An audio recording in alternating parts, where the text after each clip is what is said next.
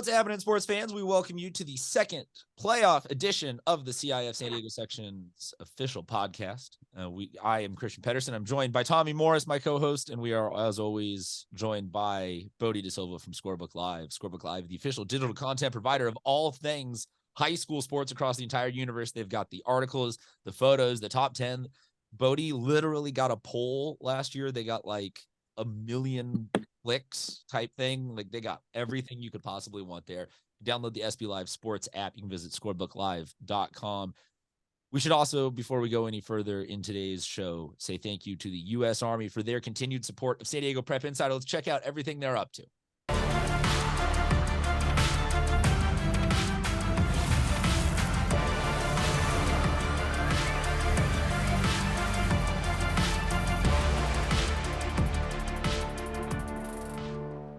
Guys, to the U.S. Army as we move on to the Division III games. Let me just say that these are some of the, they're all fun, but I think on some of these we're talking now about, some plot lines that we've been talking about all year, and we want to see what they're really up to. And I've University City has been a team that has had a ton of talent and a ton of expectations and a ton of name brands that were like, hey, let's see what this team can do this year. Now we're finally seeing them in playoff action as the 1 seed.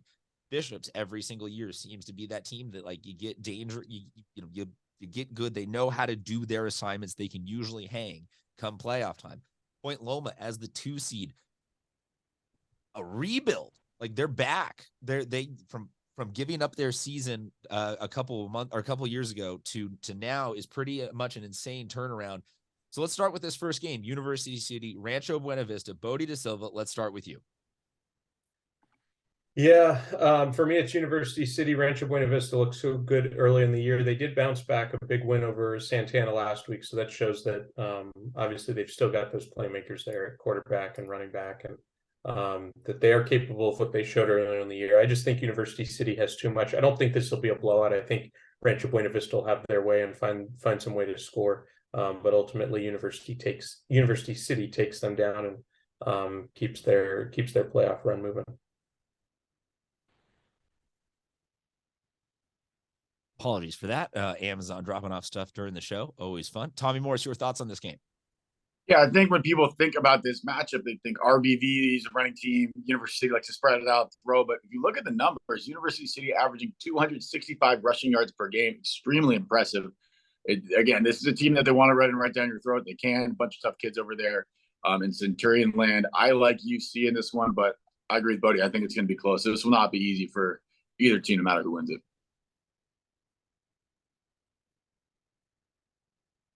Next matchup, we've got Imperial, the number 5 seed, as they take on Bishops, number 3 seed. This is a fun one. This is a matchup that I don't know if we see this very many times in the CIF history books in terms of these two schools playing. So I love this. I'm here for this. Imperial, they beat Patrick Henry 35-7. So they look good. Bishops has looked good all year. They looked particularly good 2 weeks ago when they closed out the season against Santa Fe Christian. I think that this could be one of the closest, most interesting, most dynamic matchups in this entire round, let alone just in this division, but across all of the brackets right now for this quarterfinal round. Start with you, though, Bodie De Silva, your thoughts. Yeah, doing some quick research. It's the 3rd time that these two have played. They played in 93 and 96, so it's been quite a while. No real comparison. These guys left on the roster. Well, so I was going to say none of the guys currently on the roster were even alive the last time these two teams. Yeah, well, and some coaches, I'm sure, as well. So yes, in that case, but when it comes to playoffs, I trust Bishops. They seem to always be well organized despite having a really small roster. But from Imperial's point of view, what they did last week was impressive. I figured they'd have a good chance to beat Patrick Henry. I did not think it would be 35-7. So they're coming in with some momentum here for sure. But I do like Bishops to hold their own. Tommy Morris, your thoughts?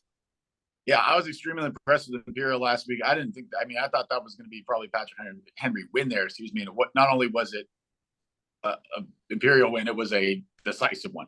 Imperial coming off potentially one of their best games. They threw for 278 yards between 2 quarterbacks. Freshman Gio Robles with 3 touchdown receptions. They have 2 very good freshmen in Robinson and Robles out in the desert. I like Bishops, though. Bishops as impressive as Imperial was last week, Bishops 2 weeks ago was every bit as impressive, beating Santa Fe Christian. I like the Knights.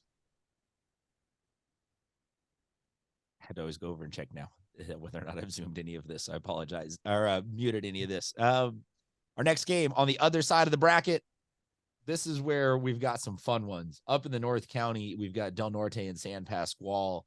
I think that the combination of these two teams being good is good for that whole North County region. And sometimes it is fun to get a regional area rivalry. This will be well attended and has both teams, they have good track records of some pretty hefty offense this year. Tommy Morris, let's start with you and your thoughts here. Yeah, and it's two teams that do it two different ways. Del Norte likes to air it out. They've got potentially one of the best wide receivers in San Diego. Again, not just for his sophomore age grade, but in all grades in Ty Olson. For San Pasqual, they've got Wes Parker and Noah Snyder like to run the ball. Those guys combined, I think they're pretty close to 2,000 yards combined if you look at numbers. I do like Del Norte in this one. They won the first matchup between the two of them, 34-17. I don't think it'll be as big of a margin of victory this week, but I do think that Del Norte wins this one by a touchdown. Bodie De Silva from Scorebook Live. Yeah, I'd remembered that game from earlier in the year, and I'm a little surprised that it was such a dominant victory by Del Norte then. But I think for San Pasqual, they've definitely turned around since the early portion of league play. Obviously, they claimed a league title there. They've been rolling. I'm going to take them, even though they're on the road for this one. I like San Pasqual to go and use their run game to get a win here. Run the dang ball, as Tommy Morris likes to say. Run the dang ball. That's all he ever likes to say. Final game, Point Loma and Morse.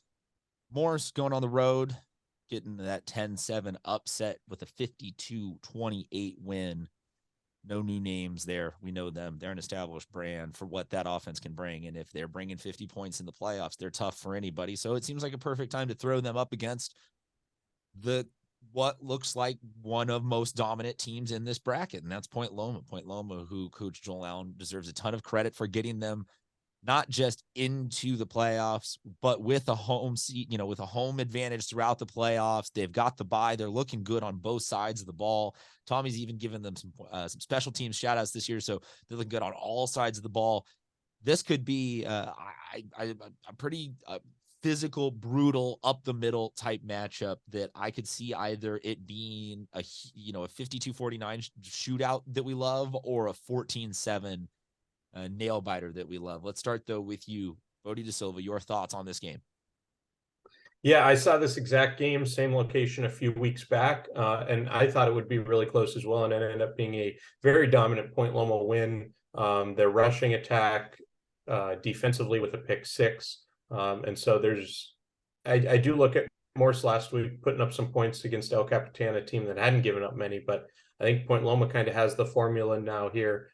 Maybe not as much of a margin of victory as it was the first time, but I do like Point Loma to hold their own at home and get, let's say, a 10 or 14 point win in this one to move along. Tommy Morris, your thoughts? Yeah, first game was decided by 30 points, so I find it hard to find a way where you can win by 30 with your Point Loma and then figure out a way to lose the next time you play each other. So I like Point Loma in this one. I don't think it's going to be 30 points, kind of similar to what Bodie said. Morris has got a lot of heart on that team. Those kids are not going to remember that 30-point loss. Trust me. They are ready to go this week. They're a bunch of tough kids. I think early on, we're going to be a little surprised. It's going to be one of those ones you look at the score at halftime and it's like, oh man, it's 14-14. Like, did not see this coming. I do think Point Loma will end up with a victory, but I think by one touchdown. I don't think a 4-possession game, that's not going to happen again. But I do like Point Loma in this one, but it's going to be a lot closer than people think. Tommy, I can answer you how a game can change by 30 points from regular season to postseason, and that's because Tracy McNair can play 4D chess with you and not have his best game of the season intentionally. So you have no feel for what that team could be later in the playoffs. Maybe not. Maybe that's just because I'm not a coach. I don't know any actual coaching strategies. I leave that to the professionals. If you want more on scores, results, stories, all like that stuff throughout the playoffs, make sure you download the SB Live Sports app or visit Scorebook Live, or you swipe around for one of the other division videos like the D2 one that we're going to go do right now.